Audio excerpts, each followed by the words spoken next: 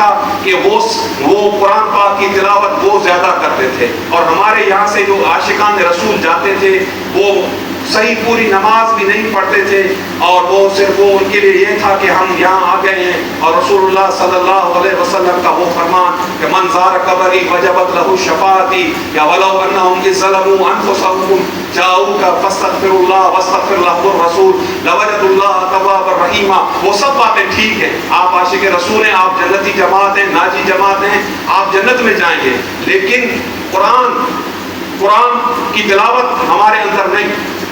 آپ مجھے بتائیں کتنے لوگ ہیں جو قرآن پاک کی روزانہ ڈیلی تلاوت کرتے ہیں؟ نمازیں تو پڑھتے ہیں لیکن قرآن مجید کی کتنی تلاوت کرتے ہیں؟ کیوں قرآن سے آپ دور ہیں؟ قرآن تو نجات ہے، قرآن تو نور ہے، قرآن تو معجزہ ہے، قرآن تو حجت ہے، قرآن سے اور رسول اللہ کی ذات سے یہ زمین قائم ہے. قرآن تو اللہ کا کلام قدیم ہے، کلام ازلی ہے، اور اللہ کا وہ کلام ہے قرآن مجید جس کے بارے میں اللہ تعالیٰ فرماتا ہے وَمَنْ أَصْدَقُ مِنَ اللَّهِ حَدِيثًا وَمَنْ أَصْدَقُ مِنَ اللَّهِ قِيلًا.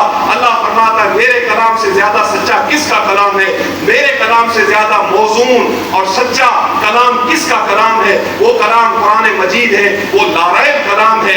اس کی تلاوت سے تزکیہ ہوتا ہے. سب سے بڑا تزکیہ اگر ہوتا ہے تو قرآن کو سمجھ کر پڑھنے سے ہوتا ہے. سب سے بڑا تصفیہ اگر ہوتا ہے تو قرآن مجید کو پڑھنے سے اور اس پر غور و فکر کرنے سے ہوتا ہے. سب سے بڑا اگر کوئی وجد ہے تو قرآن کی تلاوت ہے. سب سے بڑا اگر کوئی سلوک ہے تو قرآن کی تلاوت ہے. قرآن کو سمجھنا ہے، حقیقت قرآن کا فیض اپنے اندر ڈالنا ہے. جب حقیقت قرآن کے فیض کے بحر مفاج میں ہم غوطزن ہوں گے تو ہمیں پتہ پڑے گا کہ اللہ سبحانہ وتعالیٰ کے اسرار و رموز اور اس ایسی وہ چیزیں ہم پر ظاہر ہوں گی، وہ ایسے راز ہم پر ظاہر ہوں گے جو بیان کرنے سے ہم قاصر ہیں. وہ قرآن، وہ صوفیاء جو قرآن پڑھے ہوئے نہیں تھے، عجیب ان کے واقعات آتے ہیں. ایک ہمارے نقشبندی صوفی ہیں پنجاب میں، ان کے بارے میں آتا ہے حضرت خواجہ محبوب عالم مولانا سید محبوب عالم نقشبندی سیدہ شریف والے، ان کے صاحبزادہ میرے پاس سجادہ نشین بیت ہیں مولانا سید ابو بکر ہاشمی. ان کا ایک خلیفہ کے بارے میں آتا ہے حضرت سید توکل شاہ مالوی علیہ رحمہ، بہت بڑے ولی ہوئے ہیں. وہ امی تھے، کسی مدرسے کے پڑھے ہوئے نہیں تھے، لیکن جب وہ بیان کرتے تھے تو علماء بھی حیران ہو جاتے تھے کہ حضرت شاہ صاحب تو کسی مدرسے کے طالب علم نہیں، پڑھے ہوئے نہیں، لیکن وہ کیسے بیان کرتے تھے؟ یہ کیا تھا؟